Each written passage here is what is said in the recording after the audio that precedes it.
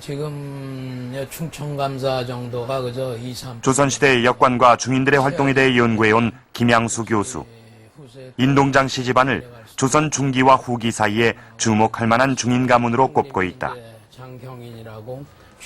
인동장 씨 집안에선 16세기 후반부터 역관이 나오기 시작하는데 특히 활약이 컸던 사람이 바로 장희빈의 할아버지 장응인이었다. 조선시대 외교 지침서라고 할 수 있는 통문관지.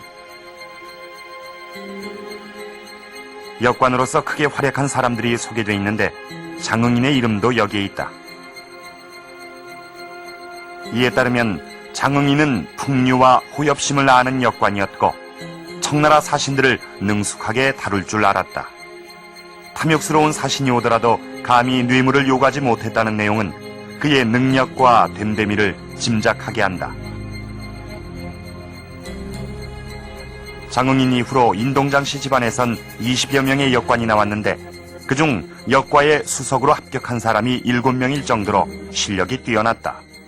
뭐 장현이라든가 또 장응인이라든가 이런 청나라 사신들이나 또는 상대편 정부의 고위 관리들을 주무를 수 있는 그러한 능력을 가진 사람들이 상당히 많았고, 또 장현은 한 40년 이상 수역으로서 어떤 역관으로서 청나라와의 관계를 잘 처리해서 좋은 평판을 얻고 있었습니다.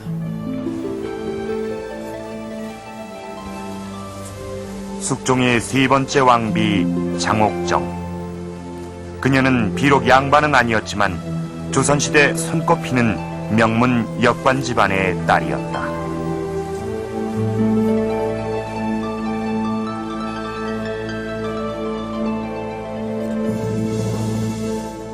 역관 집안이라.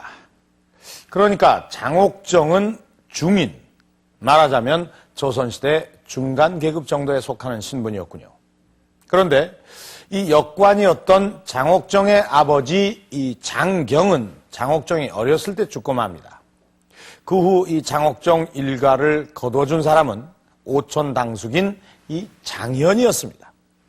장현 역시 역관이었는데요. 1617년 이 역과에 수석 합격한 그는 효종 때부터 숙종 때까지 40여 년간 이 역관으로 이 활동을 하면서 꽤 이름을 날렸습니다.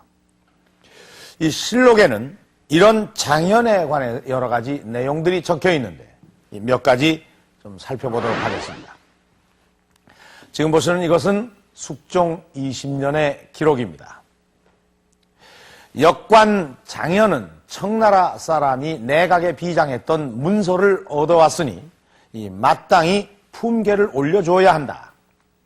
다시 말해 이 장현이 청나라에서 귀한 문서를 빼내왔는데 그 공이 벼슬을 올려줘야 할 정도로 크다는 것입니다. 이 중국어 역관이었던 이 장현은 청나라를 오가면서 꽤 두드러진 활약을 보였던 것 같습니다. 자, 그런데 지금 보시는 이것은 좀 재미있는 기록입니다. 역관 장현 국중 거부. 이 역관 장현은 나라 안에서 큰 부자다라는 것인데요. 이 뭔가 좀 이상한 생각이 들지 않으십니까? 이 조선시대 역관이라고 하면 그저 외국어 통역관에 불과한 사람들입니다. 이 전문 직종이라고는 하지만은 그렇게 많은 돈을 만질 만한 그런 직업 같지는 않은데, 그런데 이 역관이었던 장현은 어떻게 국중거부라고 불릴 정도로 많은 재산을 모을 수 있었을까요? 숙종 때 정재륜이 지은 공사 견문록엔 한 역관의 이야기가 나온다.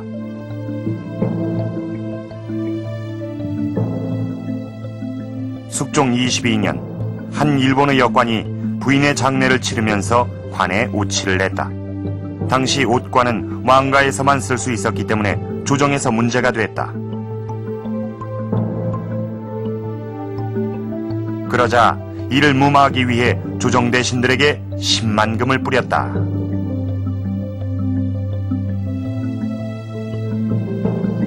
이것은 당시 역관들이 얼마나 부유했었는지를 짐작할 수 있는 내용이다.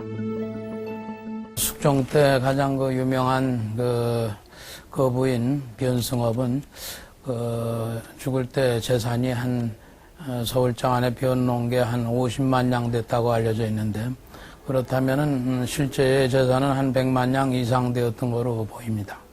당대에 어느 한 양이 쌀 한 섬 정도의 가치가 있었다고 보이는데, 그 많은 재산을 서울장안에 변으로 놔서 서울의 이자율을 좌우할 정도였습니다.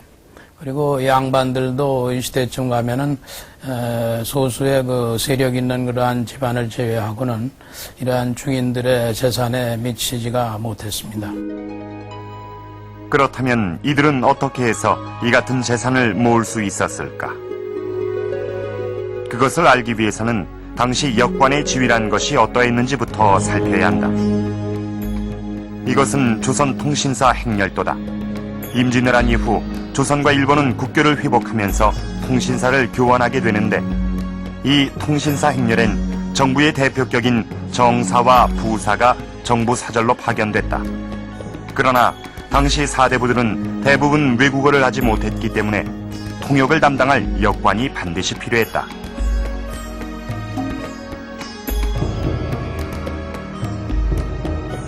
이런 사정으로 역관들은 사신행렬에 빠짐없이 선발됐고, 외교상 이루어지는 거의 모든 부분에 관여하면서 중요한 역할을 했다.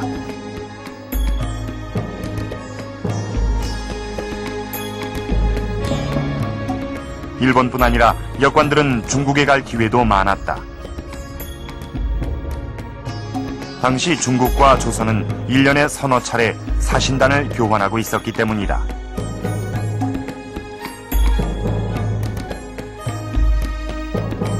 연행 도폭은 이처럼 중국으로 가는 사신단의 모습을 묘사한 그림이다.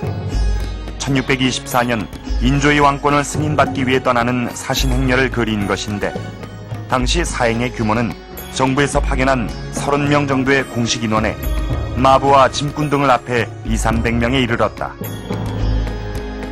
이 가운데 역관은 10여 명. 이들은 통역 외에 사행의 실질적인 책임까지도 맡았다고 한다.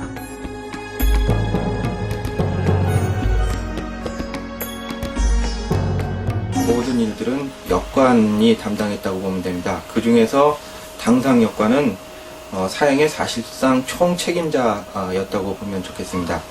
그리고 상통사는 당상 역관을 도와서 공무역을 담당하기도 했습니다. 또 사행에 필요한 물건이라든지 또 화폐라든지 쌀을 담당하는 여러 명목도 역관이 담당했었습니다. 당시 정부는 사신단에게 쌀, 포, 종이 등을 지급했다. 이것으로 무역을 해서 사행 경비를 충당하게 했는데, 그 무역의 권한이 역관에게 있었다. 뿐만 아니라 역관들에겐 출장비 대신 개인 무역을 할 수 있는 권리도 주어졌다. 한 사람에게 허용된 무역량은 인삼 8포, 즉 80여 근이었다. 이것은 은으로 치면 약 2,000냥, 요즘 돈으로 3억 4천만 원에 이르는 매우 큰 돈이었다. 이렇게 많은 자금을 가지고 갔기 때문에 조선 사신단이 도착하는 곳곳에서 무역이 이루어졌다. 역관들은 우리나라에서 인삼이나 종이, 면포 등의 특산물을 가져가 팔고, 중국에서 비단류와 문방구류, 약재류, 가죽 제품들을 구입해왔다.